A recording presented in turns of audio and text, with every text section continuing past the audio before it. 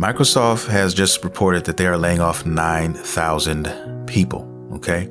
Now, don't get your panties in a bunch if you're, if you're tripping or whatever. I mean, yes, that's bad. That's really bad.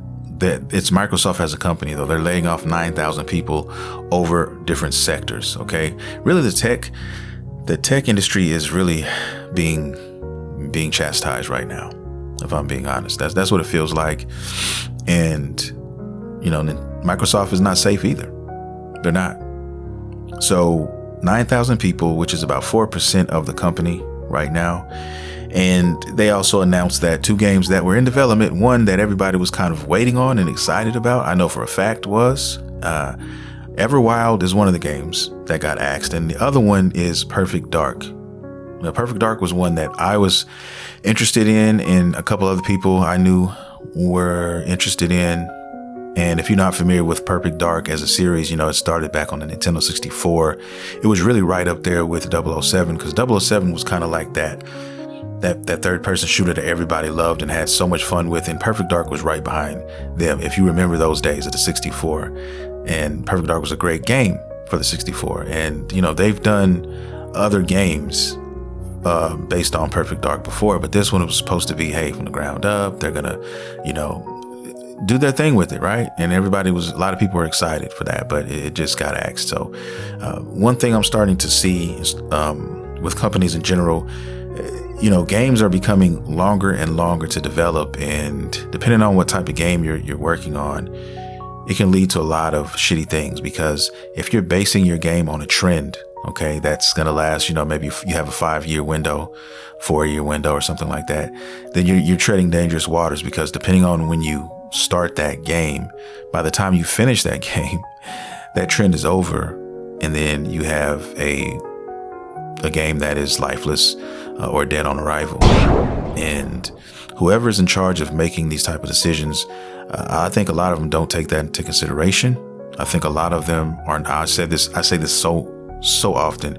I think a lot of these people who are higher up, who are making a lot of these decisions for these companies, I don't think a lot of them care about games. I think that they're looking at it as a job. Okay, they come to work, and then after they clock out, it is whatever. Fuck everybody. Fuck everything. I'm going to make a sandwich and unbutton my pants and have a beer. And then guess what? Wash, rinse, and repeat the next day. They don't play video games. They don't care about video games. They're not passionate about video games. And it shows for a lot of these companies, because they don't think about the gamer and what the gamer might want or think. That's just, I'll never understand that. A lot of games that do well are games that are made by people with passion, and you can tell, you can see it. And if you've been a gamer as long as I have, these are tropes that you don't even really have to try too hard to see. You see them, and you see the care and the joy that went into a lot of these projects. These pieces of art is what I call them sometimes, because games to me are like pieces of art made by people. A lot of people who are passionate and care, and we're seeing less and less of that. All right. This has become a sweatshop for what is hot, what is trending. And it shows with a lot of these games, guys. Just keeping it real. And with Xbox, their issue, in my opinion, guys, they don't give a fuck. They just throw money at shit and expect miracles to happen. They think if they throw enough money at something, it's just a guaranteed win. And they're learning that it is not the case, guys. Okay.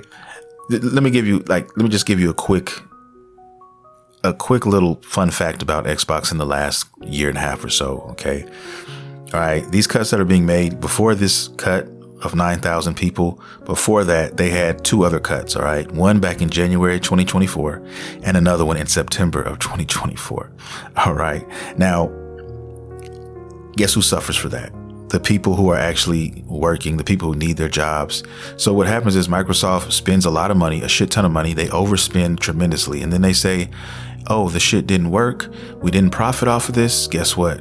We have investors. We have to please the investors. We have to make a profit. So what do? The first thing they do is they cut employees. They don't take pay cuts. The execs aren't taking pay cuts. All right. They're cutting the little man. They're cutting the people, you never see or hear from too often. All right. The people who actually make the company move. That is who they're cutting. That is who they are killing out here. And I think people forget that Microsoft just recently, not too long ago, guys, they just spent $70 billion like it was nothing, a teaspoon of Kool-Aid on the ground.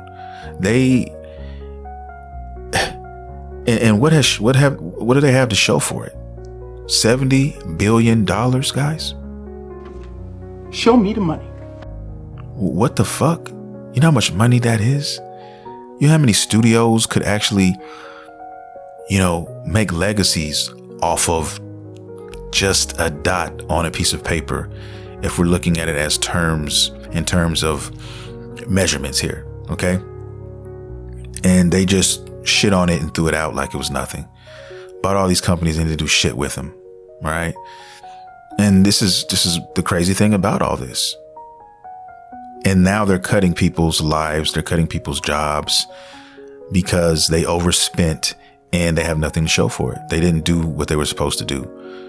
They put the cart before the horse, okay? They didn't have games in place that should have been or needed to be worked on. They didn't put through money on that. They just, they shit themselves. That's what they did. And now nobody wants to play with them, okay? That's what it feels like to me. That's all I'm saying. It's just a travesty, man. It's a travesty. Sad is what it is.